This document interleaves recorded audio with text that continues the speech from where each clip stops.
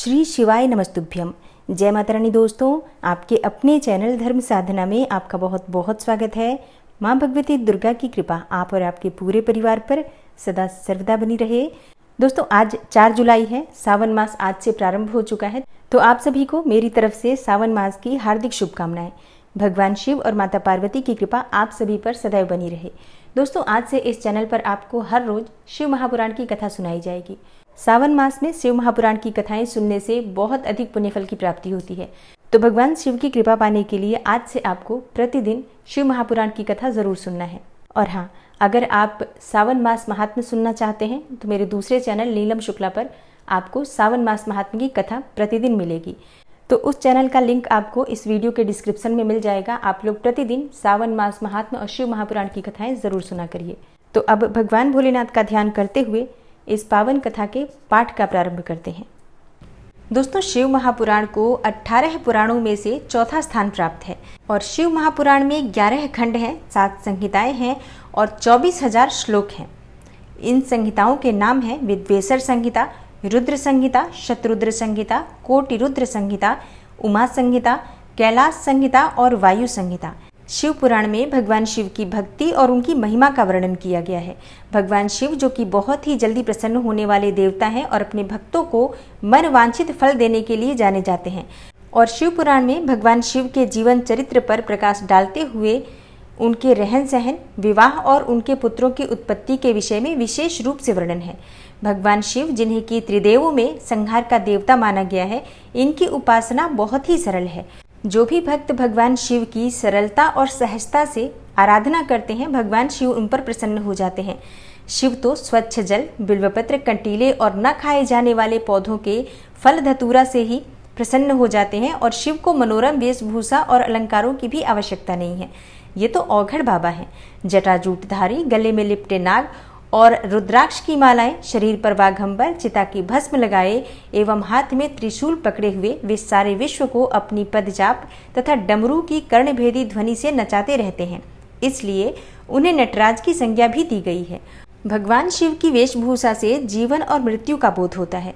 शीश पर गंगा और चंद्र जीवन एवं कला के प्रतीक हैं। शरीर पर चिता की भस्म मृत्यु की प्रतीक है। और भगवान भोलेनाथ को नीलकंठ भी कहा जाता है, क्योंकि समुद्र मंथन के समय जब देवगण एवं असुरगण अद्भुत और बहुमूल्य रत्नों को हस्तगत करने के लिए व्याकुल थे, तब कालकूट विष के बाहर निकलने से सभी पीछे हट गए। उसे ग्रहण करने के लिए कोई भी तैयार नहीं हुआ। तब शिव ने ही उस महाविनाशक विष को अपने कंठ में धारण कर लिया और तभी से भगवान भोलेनाथ का एक नाम नीलकंठ भी पड़ गया। और ऐसे परोपकारी और अपरिग्रही शिव के चरित्र का वर्णन करने के लिए शिव पुराण की रचना की गई। शिव पुराण पूर्णतः भक्ति ग्रंथ है और महर्षि वेद व्यास द्वारा रचित शिव महापुराण की कथा का पठन और श्रवण करने से भगवान शिव की विशेष कृपा प्राप्त होती है, भगवान शिव की विशेष भक्ति प्राप्त होती है। इसलिए भक्तों को पूरे श्रद्धा भाव से इस कथा का श्रवण करना चाहिए। शिव महापुराण के प्रथम अध्याय में श्री शौनक जी के साधन विषयक प्रश्न करने पर सूत जी ने उन्हें शिव महापुराण की उत्कृष्ट महिमा का वर्णन किया है। श्री शौनक जी ने पूछा, महाज्ञानी सूत जी, आप संपूर्ण सिद्धांतों के ज्ञाता हैं। प्रभु, मुझसे पुराणों की कथाओं के सार तत्व का विशेष रूप से वर्णन कीजिए। ज्ञान और वैराग्य सहित भक्ति से प्राप्त होने वाले विवेक की वृद्धि कैसे होती है तथा साधु पुरुष किस प्रकार अपने काम, क्रोध आदि मानसिक विकारों का निवारण करते हैं। इस घोर कलिकाल में जीव प्रायः आसुर स्वभाव के हो गए हैं। उस जीव समुदाय को शुद्ध दैवी संपत्ति से युक्त बनाने के लिए सर्वश्रेष्ठ उपाय क्या है? आप इस समय मुझे ऐसा कोई शाश्वत साधन बताइए जो कल्याणकारी वस्तुओं में भी सबसे उत्कृष्ट एवं परम मंगलकारी हो तथा पवित्र करने वाले उपायों से भी सर्वोत्तम पवित्र कारक उपाय हो। तात वह साधन ऐसा हो जिसके अनुष्ठान से शीघ्र ही अंतःकरण की विशेष शुद्धि हो जाए तथा उससे निर्मल चित्त वाले पुरुष को सदा के लिए शिव की प्राप्ति हो जाए। श्री सूत जी ने कहा, मुनिश्रेष्ठ शौनक, तुम धन्य हो, क्योंकि तुम्हारे हृदय में पुराण कथा सुनने का विशेष प्रेम एवं लालसा है। इसलिए मैं शुद्ध बुद्धि से विचार कर तुमसे परम उत्तम शास्त्र का वर्णन करता हूँ। वत्स, वह संपूर्ण शास्त्रों के सिद्धांत से संपन्न, भक्ति आदि को बढ़ाने वाला तथा भगवान शिव को संतुष्ट करने वाला है। कानों के लिए रसायन, अमृत स्वरूप तथा दिव्य है। तुम उसे श्रवण करो। मुने, वह परम उत्तम शास्त्र है शिव पुराण, जिसका पूर्व काल में भगवान शिव ने ही प्रवचन किया था। यह काल रूपी सर्प से प्राप्त होने वाले महान त्रास का विनाश करने वाला उत्तम साधन है। गुरुदेव व्यास ने सनत कुमार मुनि का उपदेश पाकर बड़े आदर से संक्षेप में ही इस पुराण का प्रतिपादन किया है।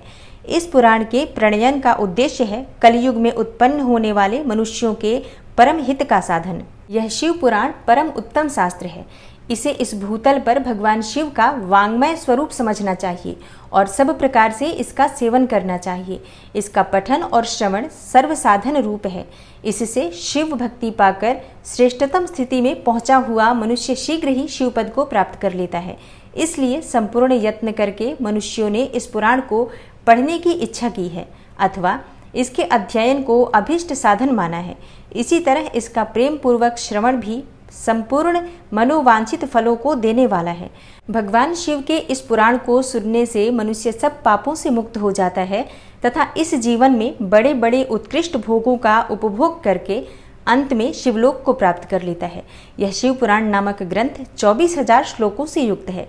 इसकी 7 संहिताएं हैं। मनुष्य को चाहिए कि वह भक्ति, ज्ञान और वैराग्य से संपन्न हो बड़े आदर से इसका श्रवण करे। 7 संहिताओं से युक्त यह दिव्य शिव पुराण परब्रह्म परमात्मा के समान विराजमान है और सबसे उत्कृष्ट गति प्रदान करने वाला है। जो निरंतर अनुसंधान पूर्वक इस शिव पुराण को बाँचता है अथवा नित्य प्रेम पूर्वक इसका पाठ करता है वह पुण्यात्मा है, इसमें संशय नहीं है। जो उत्तम बुद्धि वाला पुरुष अंतकाल में भक्ति पूर्वक इस पुराण को सुनता है उस पर अत्यंत प्रसन्न हुए भगवान महेश्वर उसे अपना पद धाम प्रदान करते हैं। जो मनुष्य प्रतिदिन आदर पूर्वक इस शिव पुराण का पूजन करता है वह इस संसार में संपूर्ण भोगों को भोग कर अंत में भगवान शिव के पद को प्राप्त कर लेता है। जो प्रतिदिन आलस्य रहित हो रेशमी वस्त्र आदि के वेष्टन से इस शिव पुराण का सत्कार करता है वह सदा सुखी होता है। यह शिव पुराण निर्मल तथा भगवान शिव का सर्वस्व है। जो मनुष्य इहलोक में और परलोक में भी सुख चाहता हो उसे आदर के साथ प्रयत्न पूर्वक इसका सेवन करना चाहिए। यह निर्मल एवं उत्तम शिव पुराण धर्म, अर्थ, काम और मोक्ष रूप चारों पुरुषार्थों को देने वाला है। अतः सदा प्रेम पूर्वक इसका श्रवण एवं विशेष पाठ करना चाहिए। शिव पुराण के श्रवण से देवराज को शिवलोक की प्राप्ति तथा चंचुला का पाप से भय एवं संसार से वैराग्य। श्री शौनक जी ने कहा, महाभाग सूत जी, आप धन्य हैं, परमार्थ तत्व के ज्ञाता हैं। आपने कृपा करके हम लोगों को यह बड़ी अद्भुत एवं दिव्य कथा सुनाई है। भूतल पर इस कथा के समान कल्याण का सर्वश्रेष्ठ साधन दूसरा कोई नहीं है। यह बात हमने आज आपकी कृपा से निश्चय पूर्वक समझ ली। हे सूत जी, कलयुग में इस कथा के द्वारा कौन कौन से पापी शुद्ध होते हैं उन्हें कृपा पूर्वक बताइए और इस जगत को कृतार्थ कीजिए। सूत जी बोले, मुने, जो मनुष्य पापी, दुराचारी, खल तथा काम क्रोध आदि में निरंतर डूबे रहने वाले हैं वे भी इस पुराण के श्रवण पठन से अवश्य ही शुद्ध हो जाते हैं। इसी विषय में जानकार मुनि इस प्राचीन इतिहास का उदाहरण दिया करते हैं जिसके श्रवण मात्र से पापों का पूर्णतया नाश हो जाता है। पहले की बात है, कहीं किरातों के नगर में एक ब्राह्मण रहता था जो ज्ञान में अत्यंत दुर्बल, दरिद्र, रस बेचने वाला तथा वैदिक धर्म से विमुख था। वह स्नान, संध्या आदि कर्मों से भ्रष्ट हो गया था और वैश्यावृत्ति में तत्पर रहता था। उसका नाम था देवराज। वह अपने ऊपर विश्वास करने वाले लोगों को ठगा करता था। उसने ब्राह्मणों, क्षत्रियों, वैश्यों, शूद्रों तथा दूसरों को भी अनेक बहानों से मारकर उनका धन हड़प लिया था, परंतु उस पापी का थोड़ा सा भी धन कभी धर्म के काम में नहीं लगा था। वह वैश्यागामी तथा सब प्रकार से आचार भ्रष्ट था। एक दिन घूमता घामता वह दैव योग से प्रतिष्ठान पूर्व झूसी प्रयाग में जा पहुंचा। वहां उसने एक शिवालय देखा जहां बहुत से साधु महात्मा एकत्र हुए थे। देवराज उस शिवालय में ठहर गया, किंतु वहां उस ब्राह्मण को ज्वर आ गया। उस ज्वर से उसको बड़ी पीड़ा होने लगी। वहां एक ब्राह्मण देवता शिवपुराण की कथा सुना रहे थे। ज्वर में पड़ा हुआ देवराज ब्राह्मण के मुखारविंद से निकली हुई उस शिव कथा को निरंतर सुनता रहा। 1 मास के बाद वह ज्वर से अत्यंत पीड़ित होकर चल बसा। यमराज के दूत आए और उसे पासों से बांधकर बलपूर्वक यमपुरी ले गए। इतने में ही शिवलोक से भगवान शिव के पार्षदगण आ गए। उनके गौर अंग कर्पूर के समान उज्जवल थे, हाथ त्रिशूल से सुशोभित हो रहे थे और उनके संपूर्ण अंग भस्म से उद्भासित थे और रुद्राक्ष की मालाएं उनके शरीर की शोभा बढ़ा रही थी।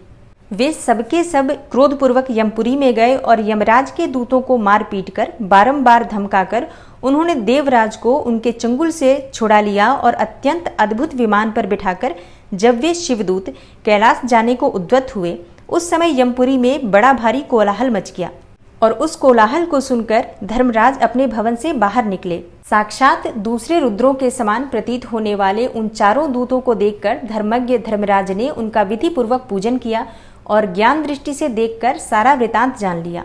उन्होंने भय के कारण भगवान शिव के उन महात्मा दूतों से कोई बात नहीं पूछी, बल्कि उन सबकी पूजा एवं प्रार्थना की। तत्पश्चात वे शिवदूत कैलाश को चले गए और वहां पहुंचकर उन्होंने उस ब्राह्मण को दया सागर शांब शिव के हाथों में दे दिया। शौनक जी ने कहा, महाभाग सूत जी, आप सर्वज्ञ हैं। महामते, आपके कृपा प्रसाद से मैं बारंबार कृतार्थ हुआ। इस इतिहास को सुनकर मेरा मन अत्यंत आनंद में निमग्न हो रहा है। अतः अब भगवान शिव में प्रेम बढ़ाने वाली शिव संबंधिनी दूसरी कथा को भी कहिए। तब श्री सूत जी बोले, शौनक सुनो, मैं तुम्हारे सामने गोपनीय कथा वस्तु का भी वर्णन करूंगा, क्योंकि तुम शिव भक्तों में अग्रगण्य तथा वेद वेदताओं में श्रेष्ठ हो। समुद्र के निकटवर्ती प्रदेश में एक वास्कल नामक ग्राम है, जहाँ वैदिक धर्म से विमुख महापापी द्विज निवास करते हैं। वे सबके सब बड़े दुष्ट हैं। उनका मन दूषित विषय भोगों में ही लगा रहता है। वे न देवताओं पर विश्वास करते हैं और न भाग्य पर। वे सभी कुटिल वृत्ति वाले हैं, किसानी करते और भांति भांति के घातक अस्त्र शस्त्र रखते हैं। वे व्याभिचारी और खल हैं। ज्ञान वैराग्य तथा सद्धर्म का सेवन ही मनुष्य के लिए परम पुरुषार्थ है। इस बात को वे बिल्कुल नहीं जानते हैं। वे सभी पशु बुद्धि वाले हैं। जहाँ के द्विज ऐसे हों, वहाँ के अन्य वर्णों के विषय में क्या कहा जाए। अन्य वर्णों के लोग भी उन्हीं की भांति कुत्सित विचार रखने वाले स्वधर्म विमुख एवं खल हैं। वे सदा कुकर्म में लगे रहते और नित्य विषय भोगों में ही डूबे रहते हैं। वहाँ की सब स्त्रियां भी कुटिल स्वभाव की, स्वेच्छाचारिणी, पापासक्त, कुत्सित विचार वाली और व्याभिचारिणी हैं। वे सद्व्यवहार तथा सदाचार से सर्वथा शून्य हैं। इस प्रकार वहाँ दुष्टों का ही निवास है। उस वास्कल नामक ग्राम में किसी समय एक बिंदुक नामधारी ब्राह्मण रहता था। वह बड़ा अधम था, दुरात्मा और महापापी था। यद्यपि उसकी स्त्री बड़ी सुंदरी थी, तो भी वह कुमार्ग पर ही चलता था। उसकी पत्नी का नाम चंचुला था। वह सदा उत्तम धर्म के पालन में लगी रहती थी, तो भी उसे छोड़कर वह दुष्ट ब्राह्मण वैश्यागामी हो गया था। इस तरह कुकर्म में लगे हुए उस बिंदुक के बहुत वर्ष व्यतीत हो गए।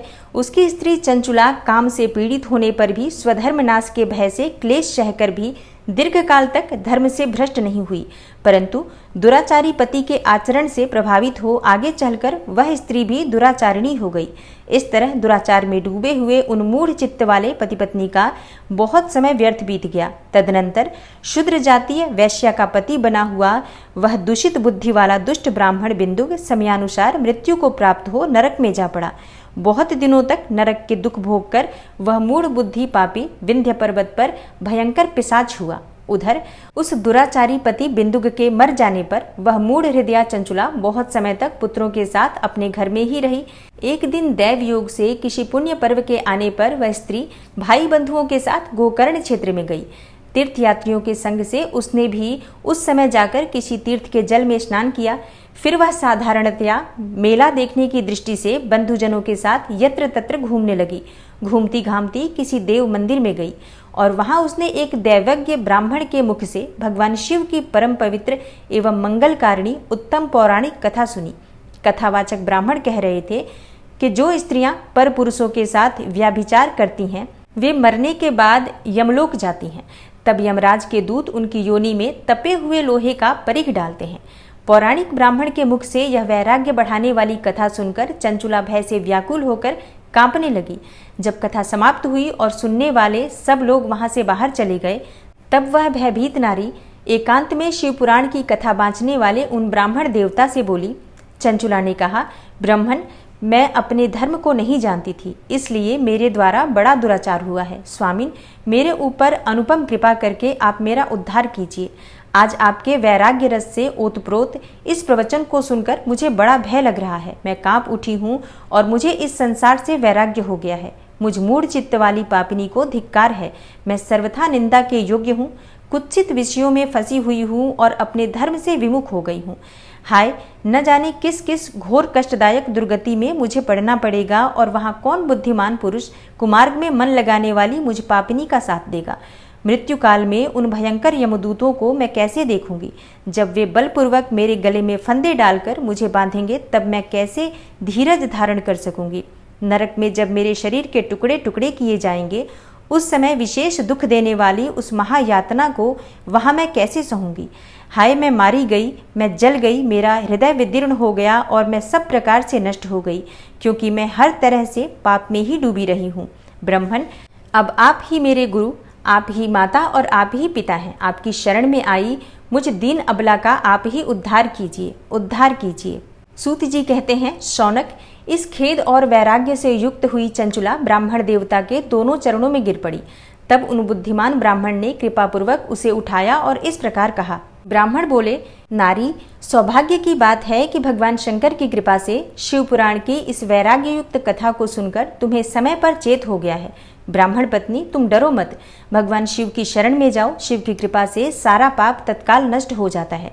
मैं तुमसे भगवान शिव की कीर्ति युक्त कथा से युक्त उस परम वस्तु का वर्णन करूंगा जिससे तुम्हें सदा सुख देने वाली उत्तम गति प्राप्त होगी। शिव की उत्तम कथा सुनने से ही तुम्हारी बुद्धि इस तरह पश्चाताप से युक्त एवं शुद्ध हो गई है।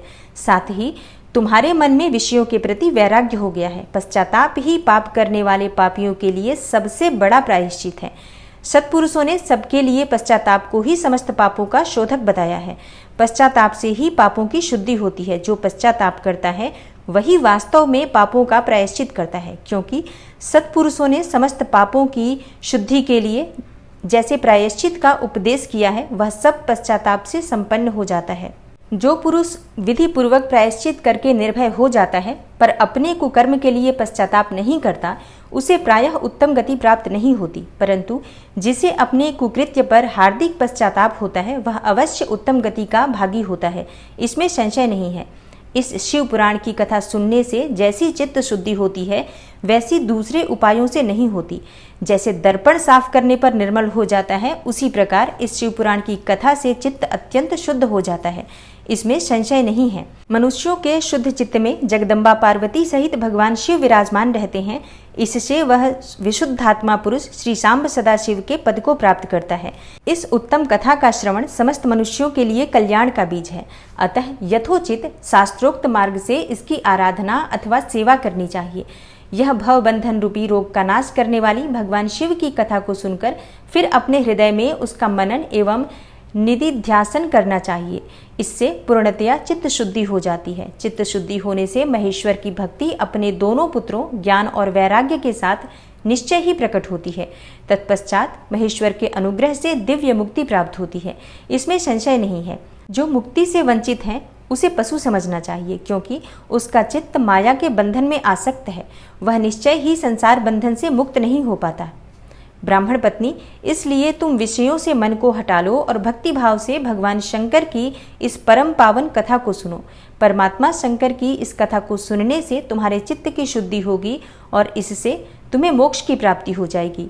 जो निर्मल चित्त से भगवान शिव के चरणारविंदों को चिंतन करता है उसकी एक ही जन्म में मुक्ति हो जाती है। यह मैं तुमसे सत्य सत्य कहता हूँ। सूत जी कहते हैं, शौनक, इतना कहकर वे श्रेष्ठ शिव भक्त ब्राह्मण चुप हो गए। उनका हृदय करुणा से आर्द्र हो गया था। वे शुद्ध चित्त महात्मा भगवान शिव के ध्यान में मग्न हो गए। तदनंतर बिंदुग की पत्नी चंचुला मन ही मन प्रसन्न हो उठी। ब्राह्मण का उक्त उपदेश सुनकर उसके नेत्रों में आनंद के आंसू छलक आए थे। वह ब्राह्मण पत्नी चंचुला हर्ष भरे हृदय से उन श्रेष्ठ ब्राह्मण के दोनों चरणों में गिर पड़ी और हाथ जोड़कर बोली, मैं कृतार्थ हो गई। तत्पश्चात उठकर वैराग्य युक्त उत्तम बुद्धि वाली वह स्त्री जो अपने पापों के कारण आतंकित थी, उन महान शिवभक्त ब्राह्मण से हाथ जोड़कर गदगद वाणी में बोली। चंचुला ने कहा, ब्राह्मण, शिव भक्तों में श्रेष्ठ स्वामीन आप धन्य हैं, परमार्थदर्शी हैं और सदा परोपकार में लगे रहते हैं, इसलिए श्रेष्ठ साधु पुरुषों में प्रशंसा के योग्य हैं। साधो, मैं नरक के समुद्र में गिर रही हूँ, आप मेरा उद्धार कीजिए, उद्धार कीजिए। पौराणिक अर्थ तत्व से संपन्न जिस सुंदर शिव पुराण की कथा को सुनकर मेरे मन में संपूर्ण विषयों से वैराग्य उत्पन्न हो गया, उसी इस शिव पुराण को सुनने के लिए इस समय मेरे मन में बड़ी श्रद्धा हो रही है। सूत जी कहते हैं, ऐसा कहकर हाथ जोड़ उनका अनुग्रह पाकर चंचुला उस शिव पुराण की कथा को सुनने की इच्छा मन में लिए उन ब्राह्मण देवता की सेवा में तत्पर हो वहां रहने लगी। तदनंतर शिव भक्तों में श्रेष्ठ और शुद्ध बुद्धि वाले उन ब्राह्मण देव ने उसी स्थान पर उस स्त्री को शिवपुराण की उत्तम कथा सुनाई। इस प्रकार उस गोकर्ण नामक महाक्षेत्र में उन्हीं श्रेष्ठ ब्राह्मण से उसने शिवपुराण की वह परम उत्तम कथा सुनी, जो भक्ति, ज्ञान और वैराग्य को बढ़ाने वाली तथा मुक्ति देने वाली है। उस परम उत्तम कथा को सुनकर वह ब्राह्मण पत्नी अत्यंत कृतार्थ हो गई। उसका चित्त शीघ्र ही शुद्ध हो गया। फिर भगवान शिव के अनुग्रह से उसके हृदय में शिव के सगुण रूप का चिंतन होने लगा। इस प्रकार उसने भगवान शिव में लगी रहने वाली उत्तम बुद्धि पाकर शिव के सच्चिदानंदमय स्वरूप का बारंबार चिंतन आरंभ किया। तत्पश्चात समय के पूरे होने पर भक्ति, ज्ञान और वैराग्य से युक्त हुई चंचुला ने अपने शरीर को बिना किसी कष्ट के त्याग दिया। इतने में ही त्रिपुर शत्रु भगवान शिव का भेजा हुआ एक दिव्य विमान द्रुत गति से वहां पहुंचा, जो उनके अपने गणों से संयुक्त और भांति भांति के शोभा साधनों से संपन्न था। चंचुला उस विमान पर आरूढ़ हुई और भगवान शिव के श्रेष्ठ पार्षदों ने उसे तत्काल शिवपुरी में पहुंचा दिया। उसके सारे मल धुल गए थे। वह दिव्य रूप धारिणी दिव्यांगना हो गई थी।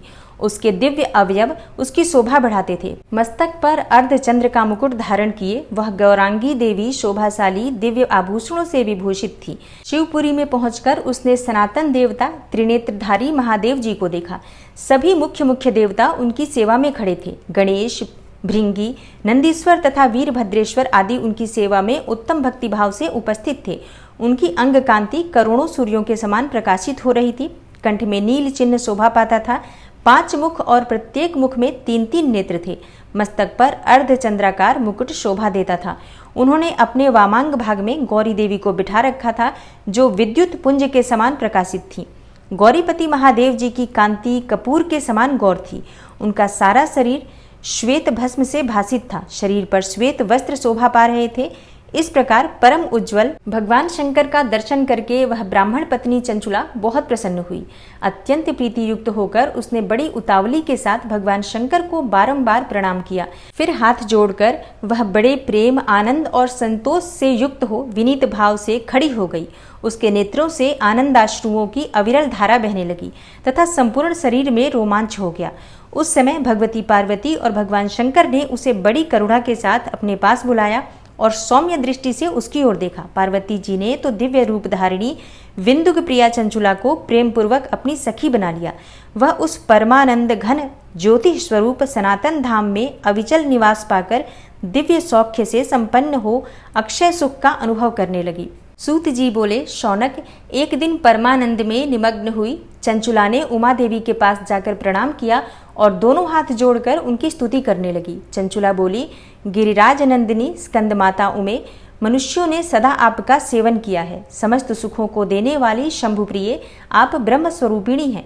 विष्णु और ब्रह्मा आदि देवताओं द्वारा सेव्य हैं। आप ही सगुणा और निर्गुणा हैं तथा आप ही सूक्ष्मा सच्चिदानंद स्वरूपिणी आद्या प्रकृति हैं। आप ही संसार की सृष्टि, पालन और संहार करने वाली हैं। तीनों गुणों का आश्रय भी आप ही हैं। ब्रह्मा, विष्णु और महेश्वर इन तीनों देवताओं का आवास स्थान तथा उनकी उत्तम प्रतिष्ठा करने वाली पराशक्ति आप ही हैं। सूत जी कहते हैं, शौनक, जिसे सद्गति प्राप्त हो चुकी थी वह चंचुला इस प्रकार महेश्वर पत्नी उमा की स्तुति करके सिर झुकाए चुप हो गई। उसके नेत्रों से प्रेम के आंसू उमड़ आए थे। तब करुणा से भरी हुई शंकर प्रिया भक्तवत्सला पार्वती देवी ने चंचुला को संबोधित करके बड़े प्रेम से इस प्रकार पूछा। पार्वती बोली, सखी चंचुले, सुंदरी, मैं तुम्हारी की हुई इस स्तुति से बहुत प्रसन्न हूँ। बोलो, क्या वर मांगती हो? तुम्हारे लिए मुझे कुछ भी अदेय नहीं है। चंचुला बोली, निष्पाप गिरिराज कुमारी, मेरे पति बिंदुग इस समय कहाँ हैं? उनकी कैसी गति हुई है यह मैं नहीं जानती। कल्याणमयी दीन वत्सले, मैं अपने उन पतिदेव से जिस प्रकार संयुक्त हो सकूं वैसा ही उपाय कीजिए। महेश्वरी, महादेवी, मेरे पति एक शूद्र जातीय वैश्या के प्रति आसक्त थे और पाप में ही डूबे रहते थे। उनकी मृत्यु मुझसे पहले ही हो गई थी। न जाने वे किस गति को प्राप्त हुए। गिरिजा बोली, बेटी, तुम्हारा बिंदुग नाम वाला पति बड़ा पापी था। उसका अंतःकरण बड़ा ही दूषित था। वैश्या का उपभोग करने वाला वह महामूढ़ मरने के बाद नरक में पड़ा। अगणित वर्षों तक नरक में नाना प्रकार के दुख भोग कर वह पापात्मा अपने शेष पाप को भोगने के लिए विंध्य पर्वत पर पिशाच हुआ है। इस समय वह पिशाच अवस्था में ही है और नाना प्रकार के क्लेश उठा रहा है। वह दुष्ट वहीं वायु पीकर रहता है और सदा सब प्रकार के कष्ट सहता है। सूत जी कहते हैं, शौनक, गौरी देवी की यह बात सुनकर उत्तम व्रत का पालन करने वाली चंचुला उस समय पति के महान दुख से दुखी हो गई। फिर मन को स्थिर करके उस ब्राह्मण पत्नी ने व्यथित हृदय से महेश्वरी को प्रणाम करके पुनः पूछा। चंचुला बोली, महेश्वरी, महादेवी, मुझ पर कृपा कीजिए और दूषित कर्म करने वाले मेरे उस दुष्ट पति का अब उद्धार कर दीजिए। देवी, कुत्सित बुद्धि वाले मेरे उस पापात्मा पति को किस उपाय से उत्तम गति प्राप्त हो सकती है, यह शीघ्र बताइए। आपको नमस्कार है। पार्वती ने कहा, तुम्हारा पति यदि शिव पुराण की पुण्यमयी उत्तम कथा सुने तो सारी दुर्गति को पार करके वह उत्तम गति का भागी हो सकता है। अमृत के समान मधुर अक्षरों से युक्त गौरी देवी का यह वचन आदरपूर्वक सुनकर चंचुला ने हाथ जोड़कर मस्तक झुकाकर उन्हें बारंबार प्रणाम किया और अपने पति के समस्त पापों की शुद्धि तथा उत्तम गति की प्राप्ति के लिए पार्वती देवी से यह प्रार्थना की, मेरे पति को शिव पुराण सुनाने की व्यवस्था होनी चाहिए। उस ब्राह्मण पत्नी के बारंबार प्रार्थना करने पर शिवप्रिया गौरी देवी को बड़ी दया आई। उन भक्तवत्सला महेश्वरी गिरिराज कुमारी ने भगवान शिव की उत्तम कीर्ति का गान करने वाले गंधर्वराज तुम्बुरु को बुलाकर उनसे प्रसन्नता पूर्वक इस प्रकार कहा, तुम्बुरो, तुम्हारी भगवान शिव में प्रीति है। तुम मेरे मन की बातों को जानकर मेरे अभीष्ट कार्यों को सिद्ध करने वाले हो। इसलिए मैं तुमसे एक बात कहती हूँ, तुम्हारा कल्याण हो। तुम मेरी इन सखी के साथ शीघ्र ही विंध्य पर्वत पर जाओ। वहाँ एक महाघोर और भयंकर पिशाच रहता है। उसका वृतांत तुम आरंभ से ही सुनो।